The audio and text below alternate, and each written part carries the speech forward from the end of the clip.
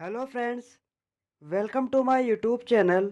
आज के वीडियो में हम बात करेंगे यहाँ पे जो न्यू वैकेंसी निकल के आई है, जैसे कि एनटीपीसी ग्रीन एनर्जी लिमिटेड की तरफ से एडवर्टाइजमेंट नंबर आपको देखने को मिल जाएगा। इसके बाद यहाँ पे आपको एनजी यहाँ पे दिया हुआ है, ग्रीन एनर्जी लिमिटेड जो looking experience professionalize from renewable energy area for period of 3 year on fix term basic पे रहेगा।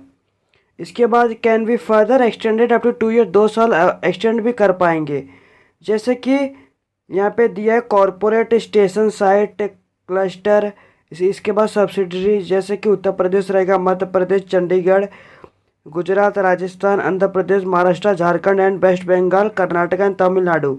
यहाँ पे जैसे कि detail of post with eligibility and qualification criteria दिया हुआ है। सीरियल नंबर 1 दिया रहेगा, particular detail, name of the post यहाँ पे इंजीनियरिंग RE सिविल।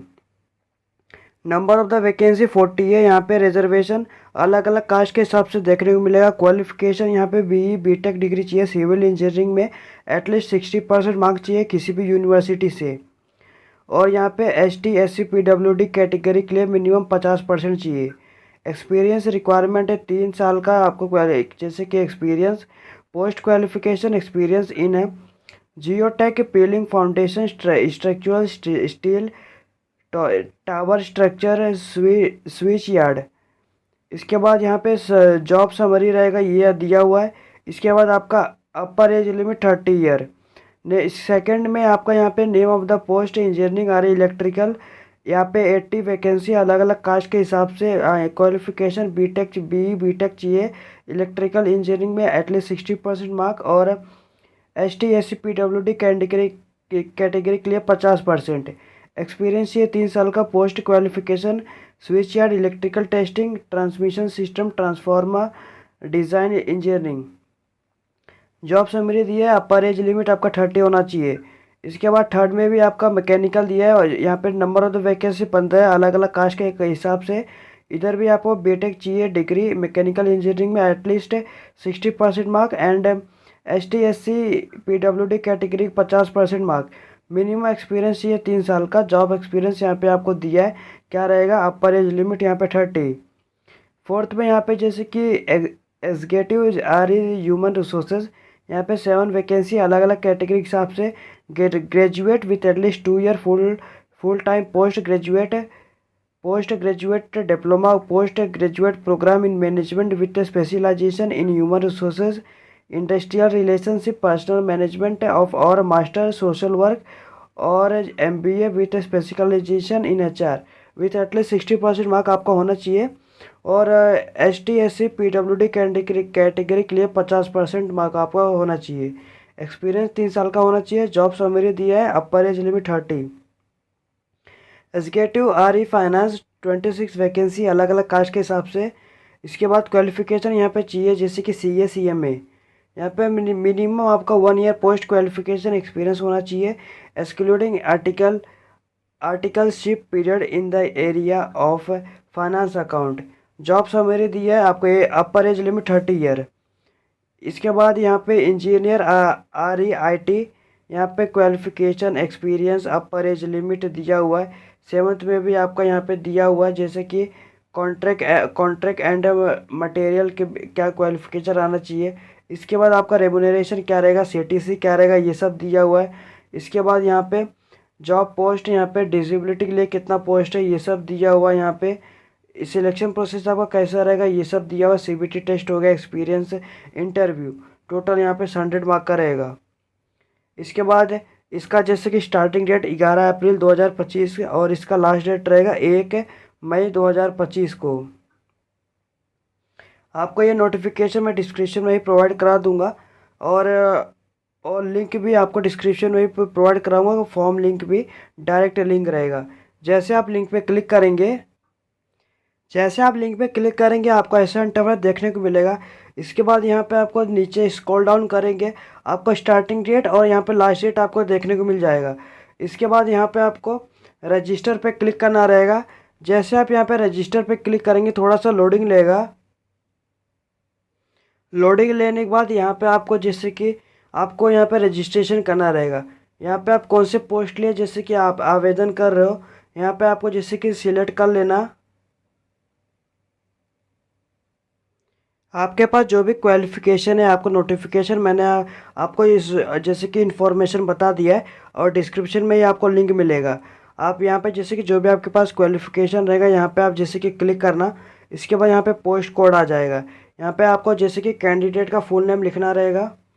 कैंडिडेट का यहाँ पे फुल नेम लिखने के बाद यहाँ पे कैंडिडेट का मोबाइल नंबर कंफर्म कर देना, और कोई अपना दूसरा कोई मोबाइल नंबर दे सकते हो, नहीं दोगे तो भी चलेगा। इसके बाद यहाँ पे ईमेल आईडी देना, ईमेल आईडी कंफर्म कर देना। इसके बाद जनरेट ओटीपी पे क्लिक करके ओटीपी फिल कर देना। इसके बाद यहाँ पे जो कैप्चा पे क्लिक है, यहाँ पे कैप्चा दिया आ जाएगा, कैप्चा पे फिल करके सबमिट पे क्लिक करके ओटीपी फिल कर दो। जैसे यहाँ पे आपका ओटीपी सक्सेसफुली हो जाएगा, इसके बाद आई एग्री पे क्लिक करके कैप्चा फिलअप करना। इसके बाद यहाँ पे रिव्यू पे क्लिक करना, रीवेरीफाई पे क्लिक करना। इसके बाद यहाँ पे आपको ऑप्शन टिक करने का आ जाएगा, जितना आपने ऑप्शन फिलअप किया रहेगा, मोबाइल नंबर, ईमेल आईडी, यहाँ पे आपको सब टिक करके सबमिट पे क्लिक करना। इसके बाद यहाँ पे आपको जैसे कि पर्सनल डिटेल फिलअप करना रहेगा, एप्लीकेंट का नाम, date of birth, gender, mobile number, email ID, father name, mother name, marital status, permanent address और प्रेजेंट एड्रेस। एग्री पे क्लिक करना। इसके बाद यहाँ पे आपको बेसिक इन्फॉर्मेशन आपका सब आ जाएगा, आपने जो भी डॉक्यूमेंट फिलअप किया रहेगा। इसके बाद यहाँ पे गो टू एप्लीकेशन पे क्लिक करना। जैसे जैसे आप यहाँ पे गो टू एप्लीकेशन पे क्लिक करते हो, यहाँ पे आपको जैसे कि थोड़ा सा लोडिंग लेगा। लोडिंग होने के बाद यहाँ पे आपको जैसे कि फिलअप करना रहेगा। यहाँ पे आपको जैसे कि एप्लीकेशन नंबर है, यहाँ पे पोस्ट डेम, यहाँ पे पोस्ट कोड है, यहाँ पे आपको जेंडर सिलेक्ट करना अपना। जैसे कि जेंडर सिलेक्ट करने के बाद अपना डेट ऑफ बर्थ फिलअप कर देना। डेट ऑफ बर्थ आपका यहाँ पे मंथ, इसके बाद यहाँ पे डेट, यहाँ पे आपका एज काउंट पे क्या जाएगा। इसके बाद यहाँ पे नेशनलिटी में चूज़ करना। इसके बाद are you Jammu and Kashmir domicile between a रहेगा तो यस पे क्लिक करना, नहीं तो यहाँ पे नो पे क्लिक करना। इसके बाद कैटेगरी यहाँ पे आप चूज़ करना। अगर आप जैसे कि general, AWS, economy weaker section, OBC, जैसे कि other backward class, non creamy layer, ST SC, आपके पास जो भी रहेगा आप यहाँ पे देना रहेगा आपको। इसके बाद यहाँ पे पर्सनल डिटेल में आपका नेम आ जाएगा, यहाँ पे फादर नेम, मदर नेम आप डाल देना। यहाँ पे अपना यहाँ पे मैरिटल स्टेटस जैसे कि चूज़ कर लेना। अगर आप मैरिड रहेंगे मैरिड, अनमेरिड रहेंगे अनमेरिड, जो भी आप करेगा। इसके बाद यहाँ पे मोबाइल नंबर आपको देखने को मिल जाएगा, मोबाइल नंबर और ईमेल आईडी आपको देखने को मिल जाएगा। इसके बाद यहाँ पे टेस्ट सिटी प्रेफरेंस आपको यहाँ पे जैसे कि अलग अलग सिटी जो भी आपके नज़दीकी रहेगा, यहाँ पे आपको जैसे कि फिलअप करना रहेगा। ध्यान रखना यहाँ पे आपको जैसे कि सब अलग अलग जो फिलअप यहाँ पे आपको करना रहेगा, आपको सेम यहाँ पे जैसे कि नहीं करना रहेगा। इसके बाद यहाँ पे person with back bencher disability detail आपको देना रहेगा। अगर आप रहेंगे तो यस पे क्लिक करना। यहाँ पे आपको टाइप ऑफ डिसेबिलिटी आप दे देना, कौन से टाइप ऑफ डिसेबिलिटी हो। इसके बाद यहाँ पे परसेंटेज ऑफ डिसेबिलिटी आप चूज़ करना, 40% या 40% अबव रहेंगे ये सिलेक्ट कर लेना। अगर आपको स्क्रैप चाहिए तो यस पे क्लिक करना, और I will bring my own scribe ये क्लिक करना, नहीं तो यहाँ पे स्क्राइब का नेम दे देना। यहाँ पे स्क्राइब का क्वालिफिकेशन, रिलेशन विथ कैंडिडेट क्या रहेगा वो आप देना रहेगा। आई वॉन्ट है आपको स्क्राइब जैसे कि आपको उधर से प्रोवाइड करेंगे वो लोग, तो इस पर क्लिक करना। अगर नहीं है तो यहाँ पे जैसे कि आप नो पे क्लिक करना। इसके बाद यहाँ पे एक्स सर्विसमैन डिटेल देना रहेगा। अगर आप एक्स सर्विसमैन पे क्लिक करना, जॉइन डेट ऑफ सर्विस आप दे देना, कभी ज्वाइन किए थे आप, relieving date of service, total service period यहाँ पे काउंट होके आ जाएगा। अगर नहीं है तो यहाँ पे नो पे क्लिक करना। डिपार्टमेंटल एम्प्लॉय डिटेल देना रहेगा। अगर आप जैसे कि एम्प्लॉय रहेंगे, यहाँ पे एम्प्लॉय नंबर, डिपार्टमेंट आपका कौन सा ये देना रहेगा। नहीं है तो यहाँ पे नो पे क्लिक करना। आप कोई भी गवर्नमेंट डिपार्टमेंट में, PSU, ऑटोनोमस बॉडी में एम्प्लॉय डिटेल हो, आर यू करेंटली एम्प्लॉय हो, तो यहाँ पे गवर्नमेंट, PSU, ऑटोनोमस बॉडी का आपको यहाँ पे यस पे क्लिक करना रहेगा। रहेंगे तो ऑर्गेनाइजेशन दे देना, name of organisation, joining date दे देना, टोटल सर्विस पीरियड दे देना। अगर नहीं रहेंगे तो यहाँ पर नो पे क्लिक करना। इसके बाद यहाँ पे सेव एंड नेक्स्ट पे क्लिक करना। इसके बाद यहाँ पे सबमिट पे क्लिक करने के बाद यहाँ पे आपको कम्युनिकेशन एड्रेस आपको देना रहेगा। यहाँ पे जैसे कि कम्युनिकेशन एड्रेस मतलब करस्पॉन्डिंग एड्रेस। करस्पॉन्डिंग एड्रेस मतलब आपको जहाँ पे आप रह रहे हो, आपको यहाँ पे पूरा एड्रेस आपको लिखना रहेगा, जो भी आपका जहाँ पे आप रह रहे हो। इसके बाद यहाँ पे एड्रेस 1, एड्रेस 2 में पूरा एड्रेस। इसके बाद आप कंट्री चूज़ करना, कौन से कंट्री से बिलोंग करते हो। इसके बाद अपना स्टेट चूज़ करना। स्टेट चूज़ करने के बाद यहाँ पे आपको जैसे कि डिस्ट्रिक्ट, यहाँ पे स्टेट डिस्ट्रिक्ट आप यहाँ पे चूज़ करना। इसके बाद यहाँ पे उनका पिन कोड दे देना आप अपना। ध्यान रखना आपको एक्चुअल डेटा फिलअप करना रहेगा। अगर डेटा कुछ भी मिसमैच होता है तो फॉर्म रिजेक्ट हो सकता है। इसके बाद आपको कॉरस्पॉन्डिंग एड्रेस मतलब जहाँ पे आप रह रहे हो। परमानेंट एड्रेस मतलब आपके जो भी आधार कार्ड रहेगा, जो भी आपको परमानेंट एड्रेस रहेगा। अगर दोनों अलग अलग रहेगा तो अलग अलग फिलअप कर देना। अगर दोनों सेम रहेगा तो इस पर टिक करना। जैसे आप इस पर टिक करते हो आपका डेटा ऑटोमेटिक फिल हो जाएगा।